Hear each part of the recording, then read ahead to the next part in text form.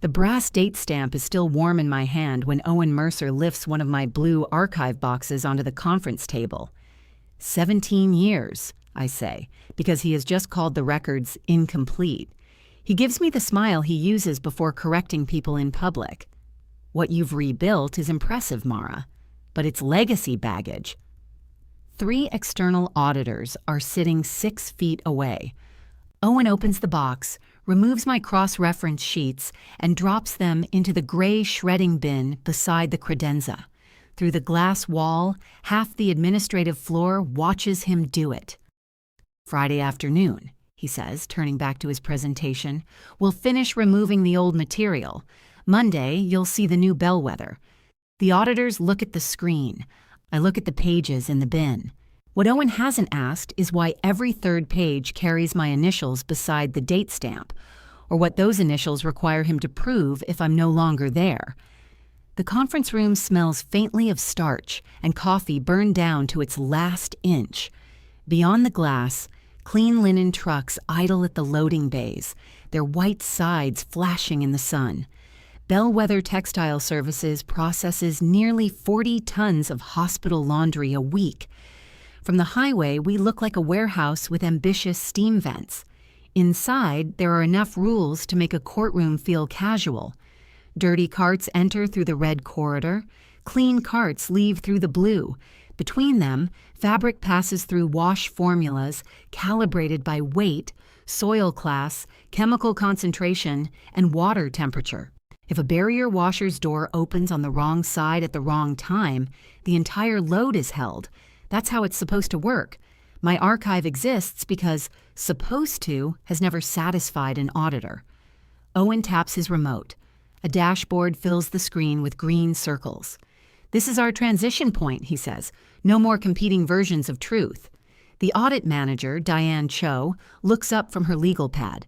Were the historical reconciliations migrated? The relevant data was. Her pen stops. I know Diane well enough to recognize the pause. She has audited Bellwether twice in 6 years, and she never asks a question she hasn't already begun answering for herself. What determined relevance? She asks. Owen turns to me as if he's inviting me into a shared joke. Mara had a very comprehensive approach.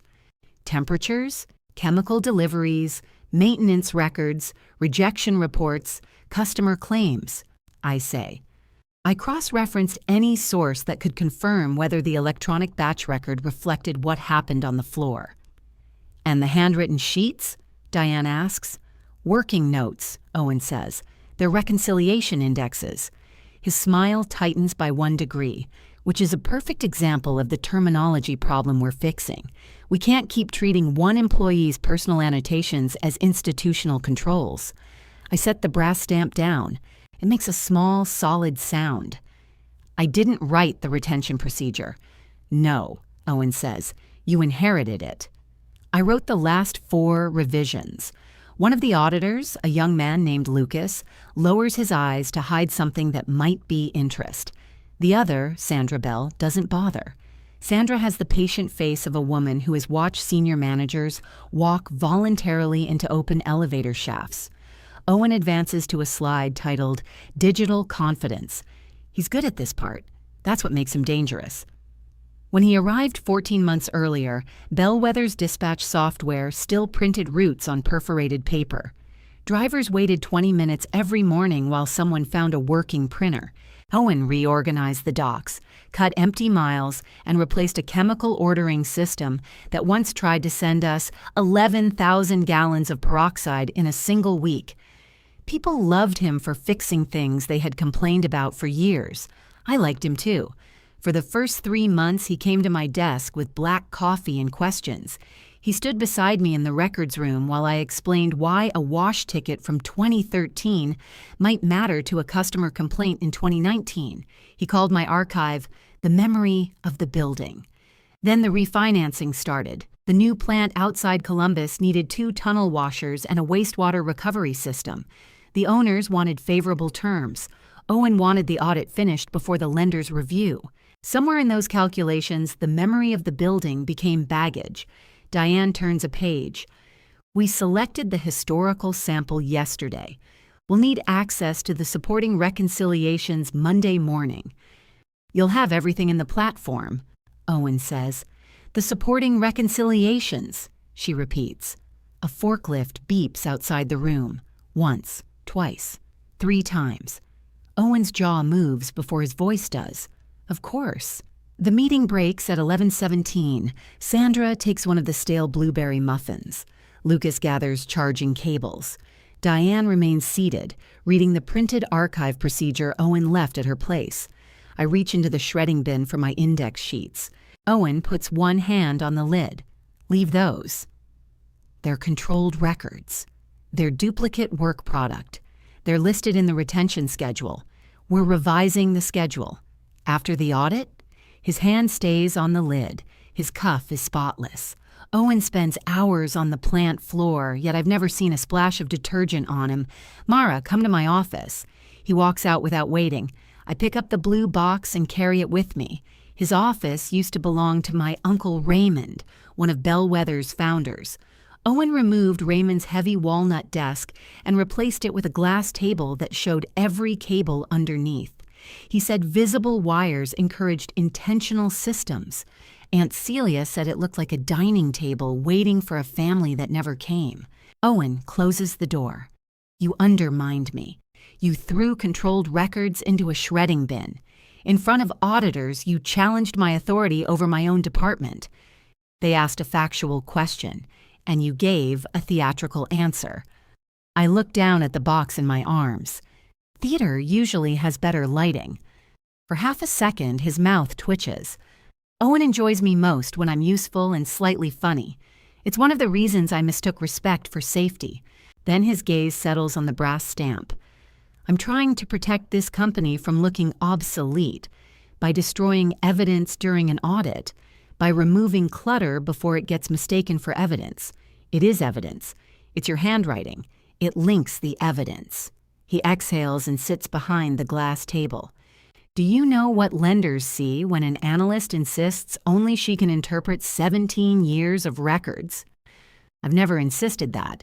They see key person risk. I submitted a cross-training budget. You submitted a request for another full-time employee. I submitted 3 versions. The last one used Priya for 6 hours a week. And I declined because Priya's job is process analytics. Priya already knows half the reconciliation process. His eyes shift toward the wall, so briefly another person might miss it. You trained her without approval? I answered her questions. That's not what I asked. It's the answer. Owen drums 2 fingers on the desk. The rhythm is controlled, almost delicate. Leave the box. Go back to your desk.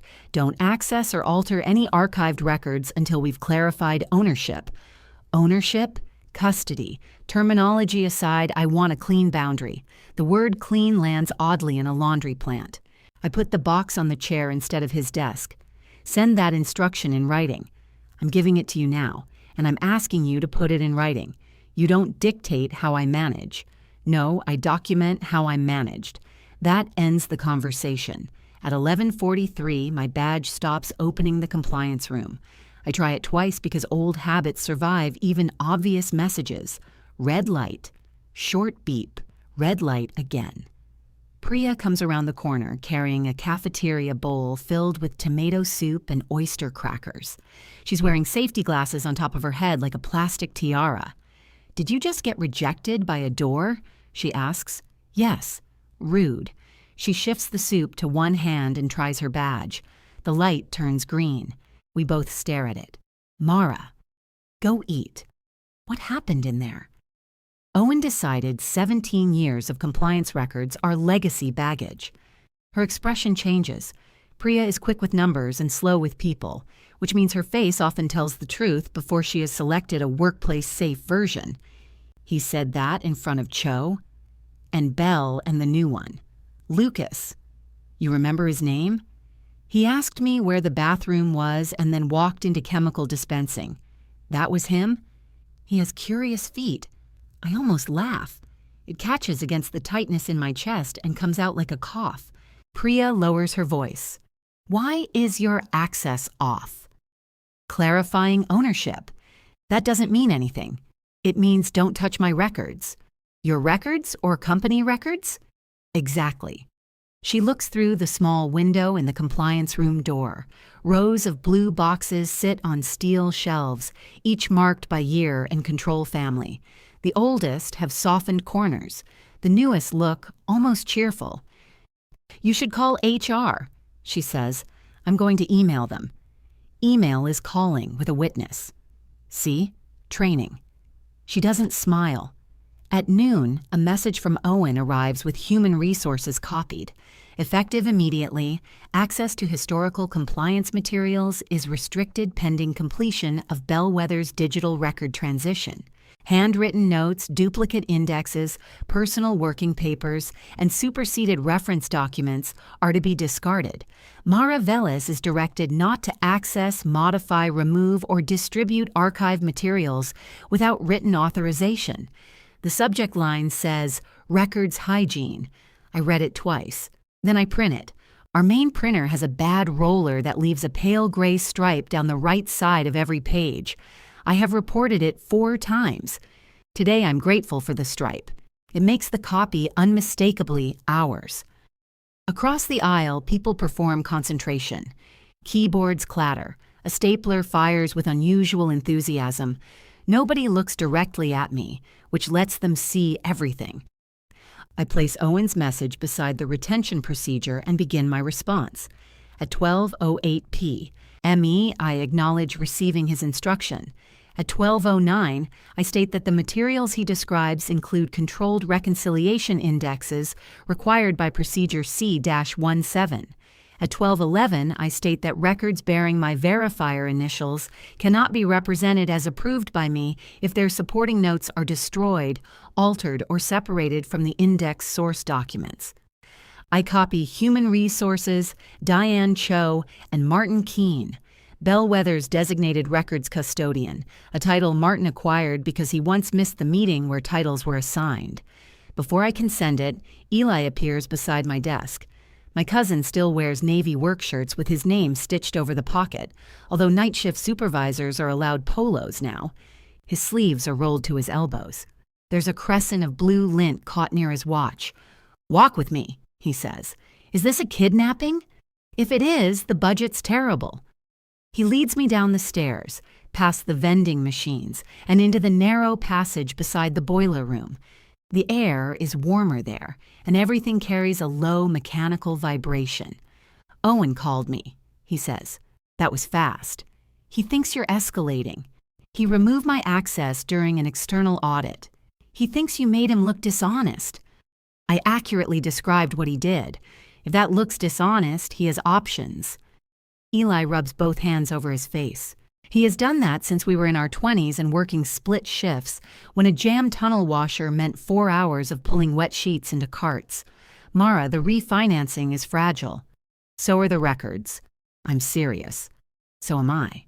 If the loan gets delayed, Columbus gets delayed. If Columbus gets delayed, they freeze promotions and overtime. There it is. Eli has been covering plant manager duties for 7 months without the title or salary. The new facility is his path upward. He deserves it. He is good with crews, good in emergencies, and brave around every kind of machinery except family conflict. You think my notes are standing between you and a promotion? I ask. I think Owen wants to get through the audit without you turning this into a personal war. He threw my work in the trash in front of 3 auditors. I know. Do you? His eyes drop. Behind the boiler room door, a valve releases with a long, metallic sigh. Let him do the presentation, Eli says. Monday, answer their questions. Fix whatever needs fixing quietly. You've done it before. That hurts more than Owen's phrase because it is true. I have done it before. I corrected Raymond's missing signatures after his heart surgery. I reconstructed a month of chemical logs when a supervisor took them home in the trunk of his car. I stayed until 2 in the morning during the flood, passing boxes hand to hand with Eli while brown water climbed our shoes. Bellwether remembers my loyalty mainly when it needs another serving. I'm not fixing destruction quietly, I say. Eli leans closer. Celia's worried. My Anne is always worried. It's her cardio. She helped you when Daniel left. The old debt enters the passage and stands between us. Celia had given me money for a deposit when my divorce left me with a checking account $11 below zero. She had never asked me to repay it. She had simply mentioned it whenever I resisted something the family needed. "You called her?" I asked. "She called me." "Of course she did. You know what I mean." "Yes," I say. I finally do. When I return upstairs, 2 facilities employees are wheeling gray destruction bins toward the compliance room. Priya stands in front of the door with her soup in her hand. It has gone cold. "Mr. Mercer authorized us," one of the men tells her. Priya looks at me. I could block the doorway. I could raise my voice. I could give everyone watching the scene they already believe they understand. Instead, I sit at my desk and press send. Then I take my empty lunch tin from the bottom drawer. My spare shoes go into a grocery bag. The framed photograph of Eli and me after the flood stays where it is. The brass stamp belongs to me. I bought it at an office supply store after the old company stamp cracked, and Bellwether refused the $16 replacement. I slip it into my coat pocket. At 12:26, Owen's assistant arrives with a cardboard file box. "You don't need that," I tell her. She looks relieved and embarrassed at once. My computer locks before I can close the blank document on the screen. A red notice replaces it. "Account disabled." Owen is standing at the end of the aisle watching. I leave quietly through the blue corridor, past warm carts of folded hospital sheets and the workers who know better than to mix clean things with contaminated ones. Outside, my phone vibrates. Diane Cho has replied to my email. "Thank you, Mara. Will address verifier status during Monday's controls review." I put the phone away. Behind me, Bellwether's steam vents breathe against the bright Friday sky. In my pocket, the brass stamp presses into my palm, and one approval trail inside those blue boxes still names me. I make it through 2 traffic lights before I realize the car is still cold. Usually, I let the engine run while I check messages and complain to myself about people who back into angled spaces. Today, I turned the key and drove as if the parking lot might close over me. At the 3rd light, I pull into a pharmacy lot and sit beneath a banner advertising half-price vitamins. My lunch tin is on the passenger seat. Inside are 2 tea bags, a fork, Owen's striped printout, and the small bottle of ibuprofen I keep forgetting to take home. My entire exit from 17 years fits beside a fork.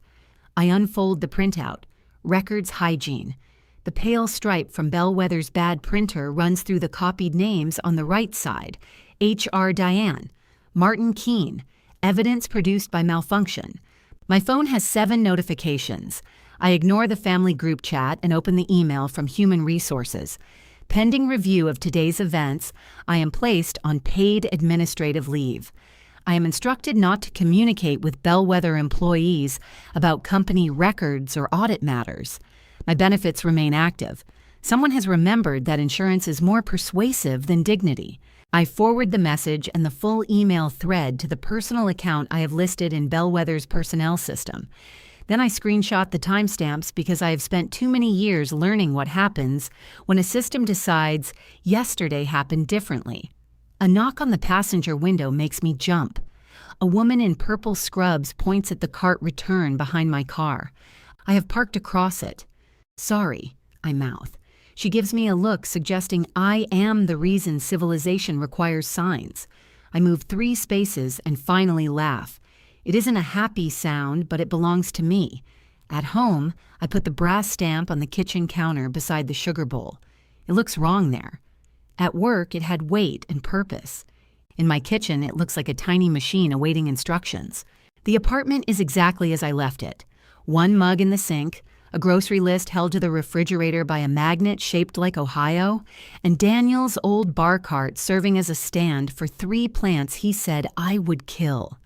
All 3 have outlived the marriage. I water them. Then I open a blank notebook. I record the meeting's start time, where everyone sat, which box Owen lifted, the order in which Diane asked her questions, and the exact words I can defend. I write that Owen removed the indexes and put them in the conference room shredding bin. I write that my blue box remained on the guest chair in his office. I write that 2 destruction bins reached the compliance room door at approximately 12:22. I stop when I reach Eli. There are facts that resist neat columns. At 4:14, Martin Keene sends an email to my personal address. His subject line is simply received. As records custodian, I have suspended disposal of the materials referenced in your message until their status is reviewed. The 2 destruction bins are sealed in the compliance room. No contents were shredded. Please retain this message. Martin is 60, speaks softly, and has worn the same style of brown shoe since I met him. People treat him as furniture until they need to know where something went. Then they discover the furniture has kept a log. I reply with 1 sentence thanking him. A second message arrives from an address I don't recognize. I did not send this, it says. Attached is a photograph of a form on Priya's computer monitor. The title reads, Historical Control Validation. At the bottom are 2 fields, Management Approval and Analyst Verification. My name is already typed beneath Analyst Verification. I stare until the letters stop looking like my name. Another message follows. It's Priya. Personal email. Don't respond if that causes a problem. I wanted you to know. I type 3 replies and delete all of them. The first is angry. The second sounds like training. The third asks a question she shouldn't have to answer. Finally, I write, I received the image. Preserve the original request and follow written procedure. Her answer comes quickly. That is such a Mara response. Then, he asked if I could operationalize your intent. I set the phone face down. Owen has found the shape of the hole. Now he is trying to make someone else fit inside it. By 6, the family group chat has become a museum exhibit titled, People Discussing You While Pretending Not to. Celia posts that she made baked ziti and has too much for 1 person. Eli asks whether anyone else is coming. My aunt says, whoever feels like family. I mute the chat. At 6:30, someone knocks on my door with the rhythm Celia has used since I was old enough to have a door. 2 quick knocks, 1 pause, then a third that assumes permission. She stands in the hallway holding a foil-covered pan and wearing her payroll day cardigan, beige with pearl buttons. You didn't answer, she says. I was enjoying the suspense. Take this. It's hot. The pan is not hot. Celia lives 25 minutes away. I let her in. She places the ziti on the stove, removes her coat, and looks at the brass stamp beside the sugar bowl. You took company property? I bought it. With company money? With 16 of my dollars. You remember the amount? I remember being told it wasn't in the budget. Celia presses her lips together. She opens 3 cupboards before finding plates, though she has eaten in this kitchen at least twice a month for 4 years. I heard there was a scene, she says. Owen gave one. He said you walked out. He disabled my account and badge. He said you became confrontational. Did he describe the confrontation? He said it was public. So was his shredding bin. She cuts the ziti into squares too precise for baked pasta. The knife clicks against the glass pan. Raymond would hate this, she says. Raymond hated expense reports and decaf coffee. His standards were selective. He trusted you. He also signed 3 retention procedures telling people not to destroy reconciliation indexes. That isn't what I mean. I know. Celia sets a square of ziti on my plate and adds another half piece as if portion size can settle the balance between us. The second plant matters, she says. Not just to Owen. Bellwether has been stuck for years. Columbus could give Eli a real future there. Eli already has a real job. You know what I mean. Apparently, everyone does except the people they're speaking to. She sits across from me. Her fork remains untouched. When Daniel left, you didn't know where you were going to live. No. I found this apartment. I gave you the deposit. Yes. I sat on that floor with you because you had no chairs. I remember. So why are you talking to me like I'm your enemy? I look at her pearl buttons, each one fastened perfectly. Celia has rescued people all her life and never learned how to stop holding the rope afterward. You aren't my enemy, I say. You're my aunt. But if helping me means I have to agree whenever the company hurts me, you should have called the deposit a loan. Her fork touches the plate. That is ugly. It is. I never asked for the money back. You ask for something else. She pushes away from the table. For a moment, I expect her to leave. Instead, she walks to the window and moves one of the blinds with her finger. Owen says you made yourself indispensable. He declined cross-training. He says there's no record of that. There are 3 budget requests. Do you have them? They're Bellwether records. I didn't take them. She turns. Then how do you prove it? I don't need to prove anything tonight. The answer unsettles her more than if I had shouted. Celia returns to the table and eats 1 bite of ziti. It has too much oregano. She always uses too much and calls it flavor. Payroll needs the loan, she says quietly. Our current lender extended the line based on the audit schedule. If the review expands, cash gets tighter. This is new, and it is not Owen's language. Celia understands payroll the way I understand source records. How tight? We would make payroll. I'm saying timing matters. Then Owen should not destroy records during the audit. I told him that. I set my fork down. You did? I'm worried, not stupid. That is the first surprise she gives me. The second comes when she takes a folded paper from her purse. It is a copy of Bellwether's personnel action form placing me on leave. Owen signed it at 12:31. The HR manager signed at 12:46. Across the reason field, he wrote, "Disruption during records modernization. Possible refusal to perform assigned duties." I process leave codes, Celia says. I made a copy before HR filed it. The paper feels dangerous in my hand, less because of what it says than because of who brought it. Did anyone see you? I have worked there 32 years. Everyone sees me. Nobody notices. I think of Martin's brown shoes. Celia covers the ziti again. I'm not asking you to forgive him. What are you asking? Don't burn the place down to warm your hands. I'm not. I know, she says, and reaches for her coat. But Owen may tell people you are. After she leaves, I add the personnel form to the lunch tin. Saturday morning, I wake at 5:12, the time my body has associated with Bellwether since the first shift began at 6. For several seconds, Friday has not happened.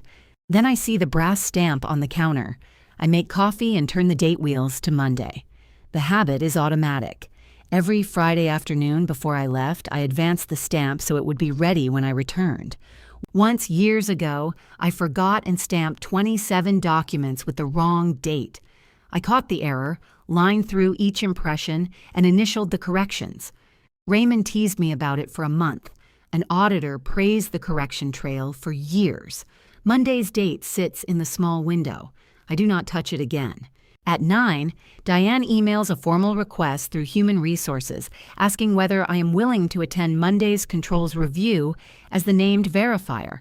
She states that my participation is voluntary while I am on leave and that Bellwether must arrange the terms. 3 minutes later, Owen writes separately, "Mara, let's not overcomplicate this. Come in Monday, answer the auditor's questions, and we can discuss restoring your access afterward." The wording is almost friendly. It is also clever. If I return under his instruction and perform my usual duties, he can describe Friday as a misunderstanding. My presence would patch the control before anyone had to examine why it tore. I don't answer either message. Instead, I pull the archive procedure from Bellwether's public vendor portal. Hospitals receive a controlled copy as part of their service agreements. Revision 8 is still posted. My name appears in the author field, but the approval signatures belong to Raymond, Martin, and the former quality director. Section 6.4 says verifier initials certify comparison to original operating evidence. Section 6.7 says the verification remains valid only while the reconciliation index and identified sources are retained together. Section 8 requires a second trained verifier. The effective date is 6 years earlier. I save a copy and close the computer. Eli comes by just after noon. He doesn't knock like Celia. He sends a message that says, "Downstairs," as if I've ordered a ride. He is leaning against his truck with 2 paper cups. He offers me one. Coffee or apology? I ask. Coffee. Apologies still brewing. We sit on the curb because I don't invite him up. He tells me Owen kept the compliance room locked Friday afternoon. Martin put numbered seals on both destruction bins. Diane requested the access log. IT discovered Owen's assistant had exported the entire compliance dashboard at 1:06. For what? I ask. Priya. My stomach tightens. He's got her matching dashboard entries to whatever source files are still attached, Eli says. She told him the archive procedure requires originals. He told her this is a management verification now. Did she sign anything? No. How do you know? She came to my office and asked whether refusing an improper instruction counted as insubordination. What did you say? I said only if the instruction was proper. That is impressively useless. I followed up. He takes a drink and looks across the parking lot. I told her not to put her name on anything she didn't verify. The apology may still be brewing, but this is something. Owen won't like that. He didn't. What did he do? Asked whether my loyalty was to Bellwether or to my cousin. I look at him. What did you say? That those should not be opposing choices. For once, Eli has found the exact sentence before the moment passed. A delivery van turns into the lot and circles us. We lift our feet as it passes. Owen knows about the 3 budget requests, Eli says. He had IT search for them. Good. He found 2. There were 3. The last one was attached to the modernization risk review. His face tells me the rest. Owen approved that review. If he found the attachment, he found his own note declining cross-training until after the lender audit. I take the lid off my coffee. It is black, no sugar, exactly right. What does he want? I ask. To meet tomorrow. You, him, and HR. On Sunday? He says Monday is too important to leave unresolved. There is another message waiting when I return upstairs. Owen's tone has changed again. Bellwether is prepared to offer separation pay in exchange for a release, return of all company materials, and reasonable cooperation with the current audit. Below it, HR proposes a meeting at 10 Sunday morning. I read the phrase, reasonable cooperation twice. Then I place the phone beside the brass stamp, its date already set for Monday, and begin writing the conditions under which my initials will ever mean yes again. My first condition is preservation. My second is access. My third is that Priya sits beside me for every question I answer. By Sunday morning, the list has grown to 7 items and lost every angry adjective I wanted to keep. Bellwether's front doors are locked on weekends. The security guard lets me in with a visitor badge printed on adhesive paper. It says Mara Velez beneath a grainy photograph taken seconds after I learned the lobby camera was working. You blinked, the guard says. I was overcome by the glamour. He sticks the badge to my coat. The conference room has been reset since Friday. Owen's coffee cups are gone. The shredding bin has been removed. Someone has wiped the table so aggressively that it smells like lemons. Renee Walsh from Human Resources sits at the far end with a yellow legal pad. She's been at Bellwether 8 years and still says the organization whenever she wants to make a person disappear from a sentence. Owen is standing at the window. Mara, he says, thank you for being reasonable. I came to hear the proposal. Renee gestures toward a chair. A sealed envelope waits there with my name on it. The offer is 6 weeks of pay, continued benefits through the end of the following month, and payment for unused vacation. In return, I would resign, release Bellwether from employment claims, return all records and equipment, keep the terms confidential, and provide up to 20 hours of audit cooperation. I turn to the last page. The cooperation clause says, I will confirm the accuracy of work performed during my employment. That sentence needs to come out.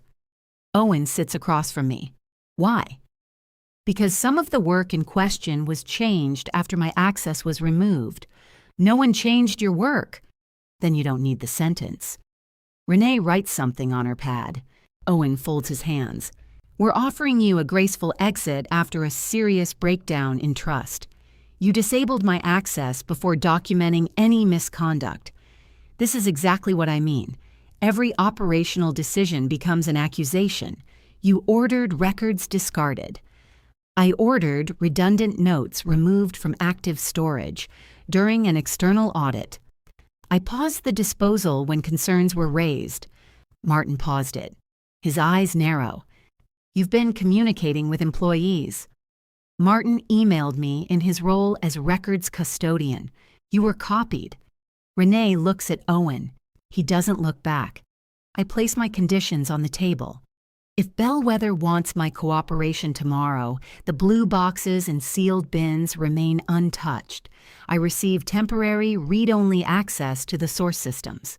Priya participates as the second verifier required by procedure.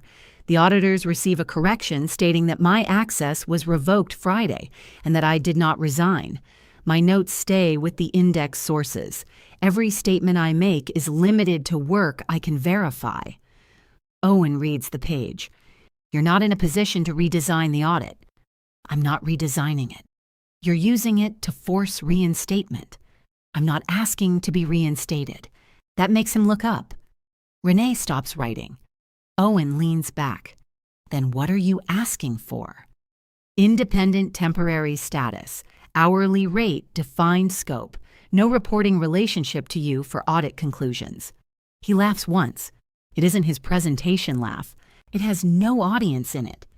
You want us to hire you back as a consultant 2 days after walking out. You placed me on leave. I didn't walk out. You packed your desk. I took my lunch tin and shoes. The distinction is becoming exhausting. It's in your personnel form. Renee's pen stops again. I take Celia's copy from the lunch tin and slide it across the table. The gray printer stripe runs through Owen's handwritten reason. Possible refusal to perform assigned duties. He reads it without touching it. That is a confidential personnel document, he says. It's my personnel document. How did you get it? Is the content accurate? Owen turns to Renee. We need to know whether payroll is distributing. No, I say. You need to know whether you documented possible refusal after disabling my account, then offered severance in exchange for me confirming work I wasn't allowed to examine. The heating system clicks on. Warm air moves a paper cup near Renee's elbow by 1/2 inch. Renee closes the folder containing the separation agreement. Let's take the release off the table for now, she says. Owen's head turns slowly. Why? Because audit cooperation should be addressed separately from employment status. He studies her for a moment, recalculating. That is one of Owen's strengths. He can abandon a failing route before other people admit they are lost. All right, he says. Temporary assignment, existing salary equivalent, no premium. Mara answers the selected questions and leaves by noon. No. Mara. My rate is on the page. It is 1.5 times the hourly equivalent of my salary. Less than Bellwether pays software consultants who need Priya to explain how to use the copier. Owen taps the figure. This is opportunistic. This is temporary specialized work on a Sunday negotiated schedule. A corner of Renee's mouth moves. Owen notices. You're enjoying this? He asks her. I'm documenting it. He pushes my conditions back. The company can designate another verifier. Yes. That answer surprises him. I open the vendor copy of Procedure C-17 to Section 6.4. You can assign Priya to conduct new reconciliations from the original sources. She can initial the ones she personally completes. How long? For the historical sample? It depends on what was retained and whether the source timestamps migrated correctly. We have the data. You have imported data. The platform was validated. The platform can accurately display a date that means the wrong thing. Owen goes still. I know then that he found the third budget request. More important, he read the attached modernization risk review. It identified imported timestamps as a high-risk issue. His own note at the bottom said, accept risk through lender audit. Cross-training deferred to Q3. He doesn't know whether I have a copy. I don't. He also knows Diane can request one. Renee looks between us. What would happen if another verifier started Monday morning? They would begin by confirming which date fields reflect operation, entry, correction, and migration. Then they'd rebuild the selected control trail. Could the audit continue? Diane decides that. Owen closes the procedure. This conversation is done. He stands, but Renee remains seated. The company still needs a decision, she says. The company has one. Mara reports tomorrow at 8 under her current employment status and completes her assigned duties. My current status is paid administrative leave. I'm ending it. Then restore my access, withdraw the disposal order, and correct the claim that I resigned. His face changes at the last word. I realize someone has already repeated it beyond the audit room. You are remarkably focused on phrasing, he says. Phrasing is what you use when the facts won't cooperate. He picks up the sealed envelope and drops it into his folder. Renee asks for 10 minutes alone with him. I wait in the lobby beneath a framed photograph of Bellwether's first plant, taken when the loading dock had 2 doors and Raymond still had black hair. My visitor badge begins peeling away from my coat. I press it back down. Through the glass entrance, I can see the corner of the employee parking lot where Eli and I stood during the flood. We were soaked to our knees, filthy and laughing because one of the boxes contained nothing but cafeteria menus from 1998. The useful records had survived because Martin kept the retention list, and I had moved the controlled boxes to upper shelves 6 months earlier. Preparation looks excessive until the water arrives. Renee finds me 23 minutes later. Bellwether accepts temporary independent status for the audit review, she says. Your rate, up to 16 hours. Read-only access. Records preserved. Priya present. And the correction? Diane will be told you did not resign, and why my access was removed. Her eyes shift toward the conference room. Management is willing to state that there was a disagreement regarding document classification. There was a written disposal order. Mara, if they ask, I answer truthfully. You're permitted to answer all questions truthfully. Put that in the agreement. She gives me the tired look of someone who has spent years translating human damage into policy language. I will. I sign the revised agreement at 5:42 Sunday evening. Owen does not return to the room. The brass stamp stays on my kitchen counter overnight, set to Monday's date. At 7:40 Monday morning, I put it in my coat pocket. My temporary badge opens the front doors, but not the administrative wing. The security guard calls Renee, who arrives carrying a ring of keys she's probably never used. This is going smoothly, I tell her. We're creating memories. The compliance room door has 2 numbered seals crossing its frame. Martin stands beside it in his brown shoes, holding a clipboard. Seal numbers match Friday's log, he says. Owen approaches with Diane, Sandra, and Lucas. Priya trails them, carrying her laptop and a paper bag spotted with butter. I brought emergency croissants, she tells me. What qualifies as a croissant emergency? She looks at Owen, still defining it. Martin records the time, breaks both seals, and opens the door. The blue boxes remain on their shelves. The destruction bins stand near the back wall with fresh seals around their lids. My body loosens by an amount I don't understand until it happens. The box Owen carried into the conference room is missing. Where's the current controls box? I ask.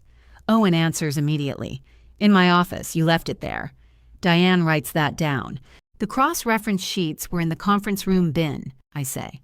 They were recovered, Martin says. I place them inside the box before sealing the office cabinet. Owen looks at him. You entered my office as records custodian. A small adjustment passes through the room. Martin's title has stopped being decorative. We move to the conference room. The blue box sits in the center of the table. My index sheets are inside, slightly bent where they hit the bin. Priya takes the chair beside mine. Owen stands at the screen and opens the controls dashboard. Before we begin, he says, I want to clarify Friday's misunderstanding. Mara was placed on leave during a disagreement over the transition from historical working papers to digital records. She has agreed to assist with continuity. Diane turns to me. Is that accurate? The leave part is. Owen's hand tightens around the remote. Diane waits. My access was removed at 11:43, I say. At noon, I received a written instruction that handwritten notes and duplicate indexes were to be discarded. I notified Bellwether that the materials included controlled reconciliation records. Martin suspended disposal. I did not resign. Lucas types. Sandra watches Owen. Diane says, "Thank you." Owen advances the slide. The selected sample concerns a complaint from St. Anne's Medical Center 18 months earlier. Their infection prevention nurse reported staining on isolation curtains from 2 separate units. Bellwether's dashboard shows 6 associated loads released on Tuesday, recalled Wednesday, and successfully reprocessed Thursday. Every final indicator is green. Sandra opens the digital batch record. Where is the initial release authorization? Owen points to a field labeled verified. The value is M. Velez. That field was populated from the archive index, I say. Does it represent your approval? Diane asks. It represents that an index with my initials existed at migration. Is that a yes? I need the source. Priya brings the blue box closer. I find the St. Anne's tab, then the reconciliation sheet. My initials sit beside 3 source references, each marked with the brass date stamp impression. The first source is a boiler temperature report. The second is a maintenance ticket. The third is a quarantine log. Only the temperature report is attached in the platform. Priya searches the maintenance system. Ticket number isn't returning. Use the old asset number, I tell her. Owen interrupts. The equipment was renumbered during migration. What was the old number? Sandra asks. Priya checks the index. B-2-447. The ticket appears. It shows the boiler sensor failed Monday night, nearly 30 hours before the dashboard says the problem began. Diane looks at the green controls on the screen. Why is the event date Wednesday? Imported closure date, Priya says. The room becomes very quiet. Owen sets down the remote. The loads were recalled and reprocessed. The control worked. Perhaps, Diane says, we're testing how Bellwether established that. She turns the reconciliation sheet toward me and places one finger beside my faded initials. Can you authenticate this approval trail?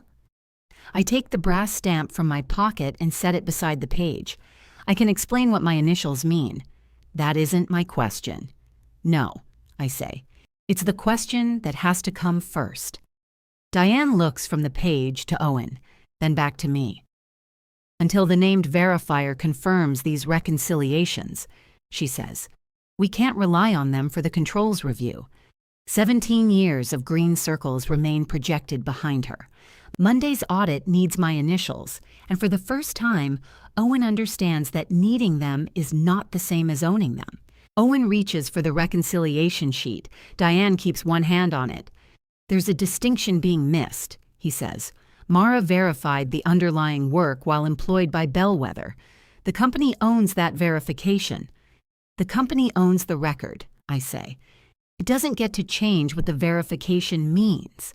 He looks at me as if I have interrupted a rescue. Sandra slides the archive procedure between us. Then tell us what it means. I turn the reconciliation sheet so Priya can read with me. The stamp date is when I compared the sources. My initials certify that I completed the comparison described on this index.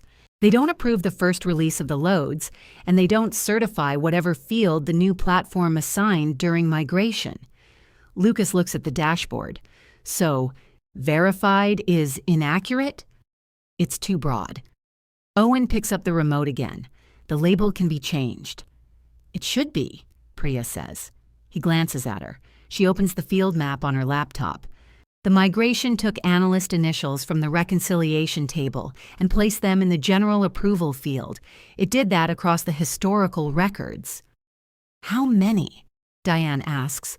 Priya types, waits, then winces.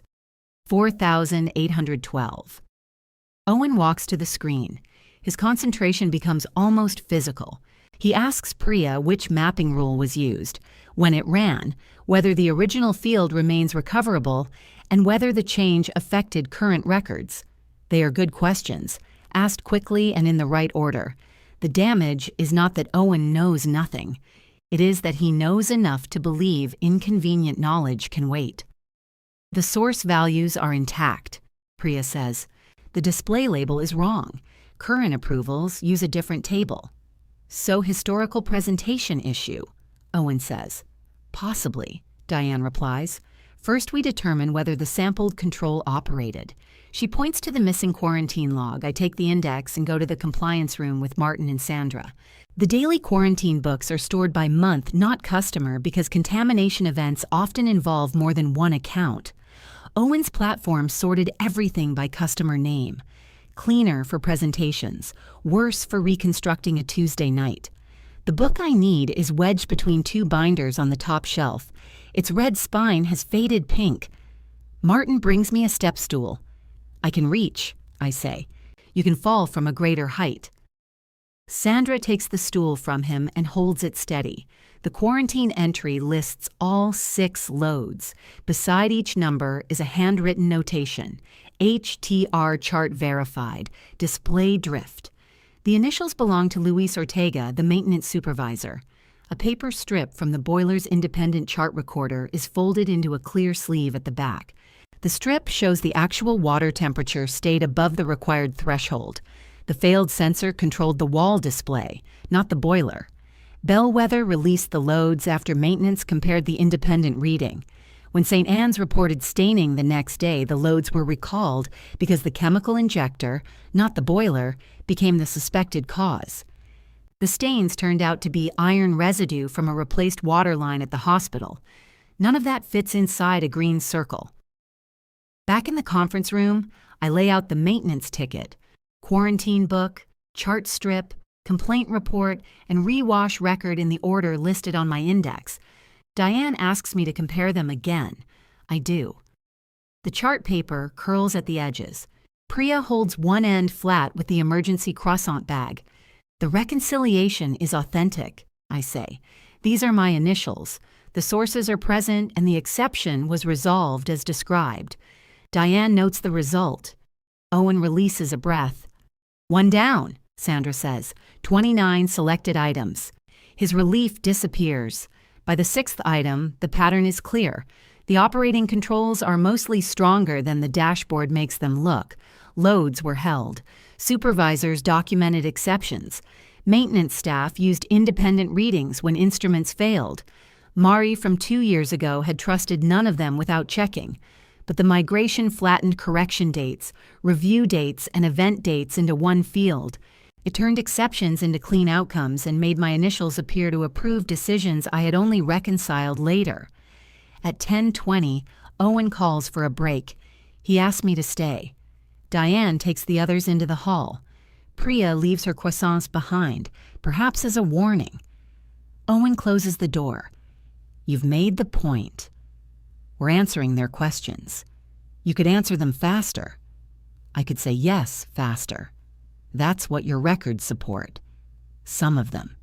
He walks to the far side of the table, where the source documents are spread in careful rows. The final results are sound. You don't know that yet. I know this operation. You know the operation now. The sample goes back 17 years. And you want me punished for modernizing it. I want you to stop putting my name on claims I didn't make. I'm trying to secure financing that keeps this place competitive.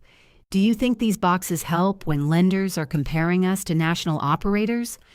The auditors aren't grading the boxes. They are now. You carried one into their meeting and called it baggage. He looks toward the glass wall. Employees passing outside find reasons to study the carpet. I handled Friday badly, he says. It is not an apology. It is more than I expected. You thought I'd clean it up afterward. You always have. There it is, spoken without cruelty. My competence had taught him the wrong lesson. I won't do that anymore. What does that mean? It means I'll verify what I can verify. I'll identify what I can't. I won't sign a blanket confirmation, and I won't let Priya sign one. You don't supervise Priya. No, that's why I'm saying it to you. His face hardens again. If you refuse to authenticate the archive, Diane expands testing. The report gets delayed. I understand. Payroll gets tighter. Columbus stalls. Eli loses his opportunity. You understand that too? I do. And you can live with it? The question enters the same old place where Celia's deposit, Eli's promotion, and Bellwether's emergencies have lived for years. I can live with telling the truth about my work. Diane returns before he answers. Owen proposes that management ratify the historical reconciliations as a group. Diane says management can create a new control going forward, but it cannot retroactively perform comparisons it did not perform. He proposes withdrawing the archive from reliance and testing only current digital controls. Sandra explains that the audit scope includes historical evidence because Bellwether used it to demonstrate continuity through the migration. Then Diane gives him the choice. Bellwether can let me authenticate the selected records individually, with Priya observing and documenting the process. Anything unsupported becomes an exception, or Bellwether can disclaim the archive, expand the sample, and accept a likely 3-week delay. Owen asks for 5 minutes. He takes Renee into the hall. Through the glass, I see him speak with both hands, then stop and listen. Renee says something short. He looks back at the blue box. When he returns, he sits rather than stands. Proceed item by item, he says. At noon, Martin brings sandwiches from the vending alcove because nobody wants to lose time ordering lunch. The auditors eat at the table. Priya finds a ruler and uses it to keep the curled chart paper flat. We verify 19 records before my temporary access expires at 5. 3 have minor indexing errors. 1 lacks its original chemical delivery ticket, although the invoice and tank readings support the same quantity. I refuse to authenticate that source as complete. Owen starts to object, then stops himself. Diane marks an exception. It does not destroy Bellwether. It creates work. That difference seems to cost Owen something to learn. The remaining records take most of Tuesday. Priya performs 2 comparisons herself while I observe. On the second, she catches a maintenance ticket filed under the replacement machine number instead of the original one. "What do I put?" she asks. "What did you confirm?" "That the ticket belongs to the sampled machine because the serial number matches." "Then write that." She does and adds her initials. The audit report is delayed 9 business days, not 3 weeks. It identifies the migration field problem, inadequate verifier cross-training, and management's attempted disposal of controlled reconciliation records. The underlying sanitation controls pass with 4 exceptions requiring correction. The lenders hold the refinancing review until Bellwether submits a remediation plan. Celia delays 2 equipment deposits, freezes discretionary overtime for 1 pay period, and makes payroll on schedule. Eli's promotion is postponed. He comes to my apartment that Friday with no coffee and no excuse. "I was afraid," he says from the other side of the kitchen counter. "I made that your responsibility." The brass stamp sits between us beside the sugar bowl. "You made my silence your plan." "Yes." He picks at the edge of a paper napkin. "I'm sorry. I want to make him work harder. I also know how rarely people offer the exact truth without decorating it." "Thank you," I say. It is not forgiveness yet. It is a door unlocked from my side. Celia takes longer. She sends payroll questions through Renee, stops posting family invitations designed as summons, and leaves me alone for 11 days. Then she arrives with another pan of ziti and sets it on my stove. "I used the apartment deposit against you," she says. "You did." I told myself I was reminding you that family helps family. "You were reminding me who had helped whom." Her eyes shine, but she does not turn away. I'm ashamed of that. I cover the ziti and put it in the refrigerator. Neither of us pretends we came for dinner. I was grateful, I tell her. I still am. I know. But gratitude isn't permission. I know that now. Bellwether's owners form a small operations committee to oversee the remediation. Compliance no longer reports to Owen. His promotion to vice president is withdrawn, and he receives a corrective plan tied to the audit findings. He remains director because his routing changes, plant design work, and current system improvements still have value. For 3 months, he has to sit in weekly control meetings while Priya asks him for written decisions. She becomes very good at it. Bellwether offers me my old job back with a raise and a new title. The letter says my institutional knowledge is essential to continuity. I decline. Essential is a prettier word than indispensable, but both can become a locked door. I negotiate a 12-week transition contract instead. Priya receives protected training hours. Martin retains custody of the physical archive. Every migrated field gets a definition ordinary people can understand. I lose my seniority, the comfort of a predictable paycheck, and the health plan I knew by heart. Some mornings, that freedom feels a lot like nausea. I begin taking small records review projects from 2 regional suppliers. The work is uneven. My kitchen table becomes an office, and the 3 plants watch me worry over invoices. On my last afternoon at Bellwether, Priya and I finish the corrected archive index. She stamps the date with the replacement Bellwether bought after I refused to donate mine back.